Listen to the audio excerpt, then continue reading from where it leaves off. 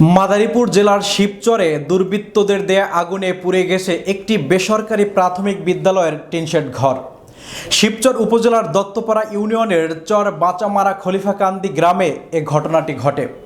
আগুনের টিনশেড ঘরের পুরোটাই পুড়ে গেছে বলে জানিয়েছেন স্থানীয়রা। প্রত্যক্ষদর্শীরা জানান, রাতে হঠাৎ শিবচর উপজেলার দত্তপাড়া ইউনিয়নের চর বাঁচামারা খলিফাকান্দি গ্রামের বেসরকারি প্রাথমিক বিদ্যালয়ের টিনশেড ঘরে আগুন দেখতে পান স্থানীয়রা। মুহূর্তেই আগুন চারদিকে ছড়িয়ে পড়ে। পরে খবর দেওয়া হয় শিবচর উপজেলা ফায়ার সার্ভিসকে। ফায়ার সার্ভিস পৌঁছানোর আগেই এলাকাবাসী চেষ্টা চালিয়ে আগুন নিয়ন্ত্রণে আনে। এর আগেই পুড়ে ছাই হয়ে যায় টিনশেড ঘরটি। এলাকাবাসীর অভিযোগ, একদল দুর্বৃত্ত নাশকতাকারী বিদ্যালয়ের ঘরে আগুন ধরিয়ে পালিয়ে যায়।